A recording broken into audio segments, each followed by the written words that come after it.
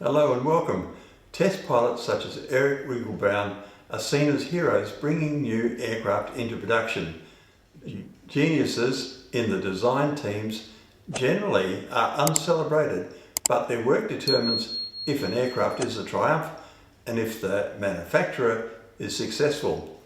Wikipedia lists 185 significant people whose designs were advances on those of previous aircraft. Consider Joe Sutter, chief engineer at Boeing and known as the father of aviation. A bold claim, but this man changed how the world travelled. How?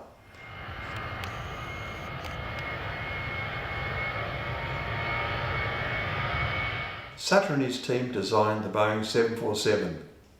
Not only that, but his team brought it to market in just 4 years. Remarkable. Yet, in the late 1960s, the Boeing 747 was not Boeing's biggest priority. That was the 747 SST, a supersonic Concorde beta. This was a project of national prestige for the US and the aerospace industry. Boeing believed that the future of supersonic passenger flight was being created.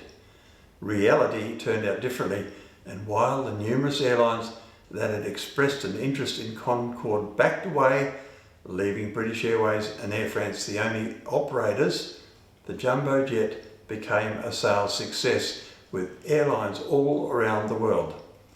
The last Boeing 747 was produced this year after a 54-year production run. It was sold to cargo carrier Atlas Air. It was in 1969 that the first went to Pan Am. Sutter's hump-backed wide-body upper deck was originally a lounge and was located there as Pan Am's one trip thought the 747's main role would be that of a freighter, and thus Boeing placed the flight deck above the main cabin. Sutter also had key design inputs on other Boeing designs, such as the T-tail on the 727 and the underwing engines on the 737. The second reason why Sutter is significant is that he was perhaps almost the last of his kind, perhaps sharing fame with the likes of the Wright brothers, Bill Boeing, Sir Thomas Sopwith, Reginald Mitchell, Sir Sidney Cam, Jack Northrop, Geoffrey de Havilland, Howard Hughes, Kelly Johnson or Werner von Braun. With the exception of the Wright brothers, a lead designer does not work alone. I want to introduce you to Arthur E.Raymond, a very unassuming man I'm sure you have never heard of. You may have heard of the DC-3 though. Raymond had a hand in the design of the DC-1 through to the DC-8, especially the DC-4. Raymond graduated from Harvard in 1921, the only major league aircraft engineer to attend that college, far more famous for producing presidents, and went on to get his aeronautical engineering degree at the Massachusetts Institute of Technology. His first Douglas job was as a lowly metal fitter. Imagine an aeronautical engineering graduate working in a manual labour job. That is a job interview that went wrong.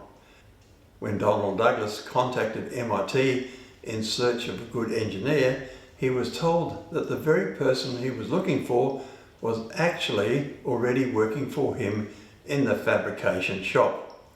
Raymond spent the next 35 years at Douglas, the only aircraft company for which he ever worked.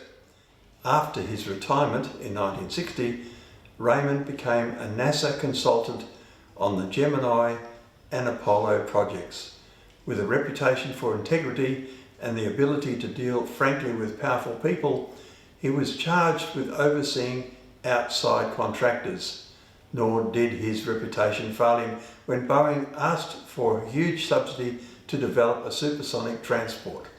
Raymond, a lonely voice amid a babble of speed fans in the aviation industry, helped to convince the government that a supersonic airliner would never earn a dime, and the Boeing project died. Thus, the Boeing 747 project is projected forward. Fascinating. Thank you for watching. Please like, subscribe and hit the notify bell to encourage content.